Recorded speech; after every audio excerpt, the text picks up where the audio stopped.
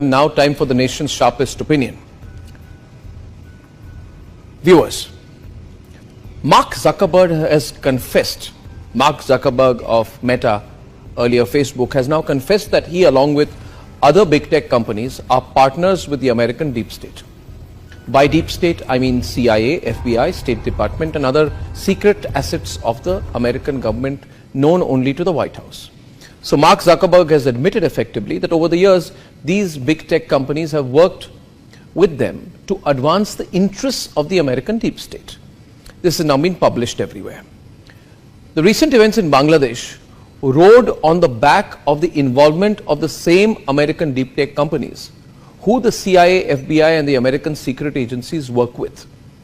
Mohammed Yunus, who has been flown in by the Americans, I think, to lead Bangladesh, has, as per several emails, of which I have copies with me today, put out by Wiki Leaks, he has been over the years in very, very close correspondence with the Americans, particularly when Hillary Clinton was Secretary of State, with her specific personal teams when she was Secretary of State.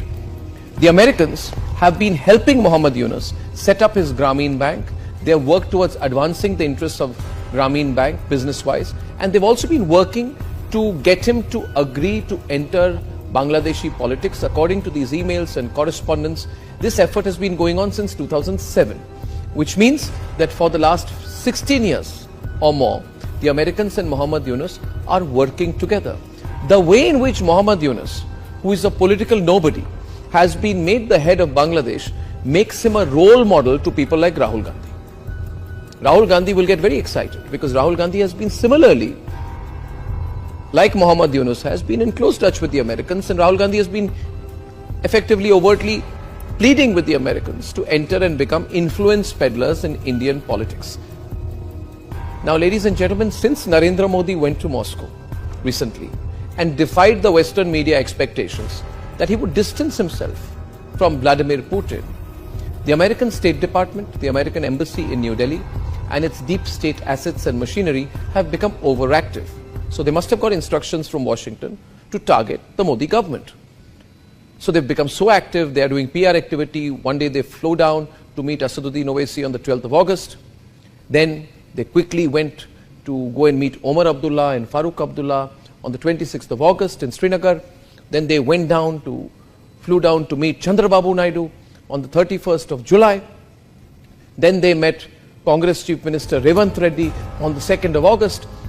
You know, if you look at the way these American diplomats are behaving, it's almost like they're going to fight an election in India, or that they have been given the responsibility of forming an alternative political setup. It's embarrassing. What are you doing, American diplomats? Stop behaving like children. I know you got calls from Washington to meddle, but be classy about it. And in fact, don't do it, because we are tracking everything you do. The American embassy has also started, after these elections, they've started conducting workshops for Indian influencers on social media. They're calling it impact level work. So what they're trying to do, the American diplomats, they're trying to convince more Indian influencers to take a pro-America line, a pro-State Department line, a pro-American deep state line. The Americans think this way they will influence the influencers, and the influencers will do what they want them to do, and maybe in the course of it, through some usual American deep state techniques, they'll call it funding good journalism, or they'll call it funding impact journalism, or whatever like that. They'll keep giving bits of money to people they like.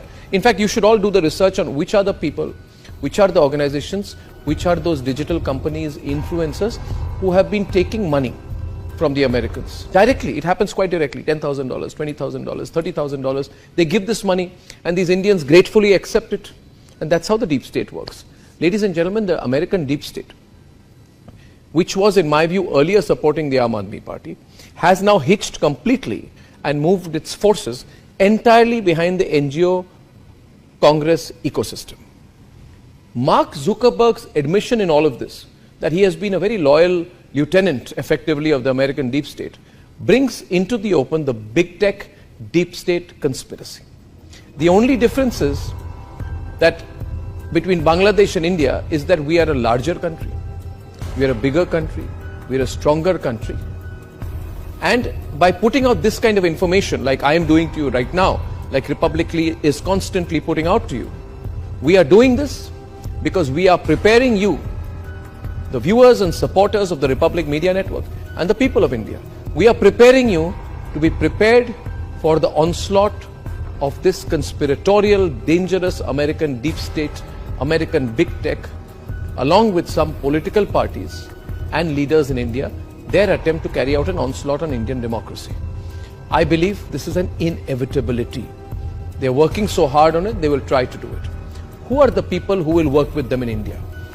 Well, it could be the same people who are questioning the EVMs, the same people who are questioning the whole electoral process in India, and are therefore creating a narrative on behalf of their American bosses that Indian electoral democracy has failed. Take a few steps back and look at what people in Bangladesh were saying 2 to 3 months back. They, along with the Americans, started saying that yes, Sheikh Hasina has won the elections, but the elections were not fair. The electoral process is not fair. Now, was the coup fair? Was the military coup fair? Was bringing in a political nobody like Muhammad Yunus, who is clearly an American agent, a deep state agent, and putting him as the face of a military government, is that fair to the Bangladeshi people? Is the crashing of the Bangladeshi economy fair? Are the killings of Hindus fair? Ladies and gentlemen, the people in India, the Mir Jafars, feel that if the Americans could make Muhammad Yunus the leader of Bangladesh, then they too can use the Americans as a springboard to come to power in India. And these people in India who are losing elections or have not fought an election or can never win an election through the normal way, who will keep losing elections, they want to work together with American deep tech to engineer chaos in India, to subvert the election results of June 2024. Now, in all of this, what do you need to do? What you need to do is to let everyone know what this American deep state plan is against Bharat. To forward this video, to tell every Bharatiya that this American conspiracy against India's supreme national interest has to fail, and that we together, the people of Bharat, should teach the Americans the geopolitical lesson that they fully deserve, serve them a defeat, teach them a lesson that only Bharat can. So we have to come together. Please spread this video as widely as you can, so that the Americans know that even before they think they can act against us, that we've got our lens on them. It is they who should be on the defensive. Ladies and gentlemen, it is they who must know the people of Bharat will teach them a lesson, if necessary, if they conspire against our interest.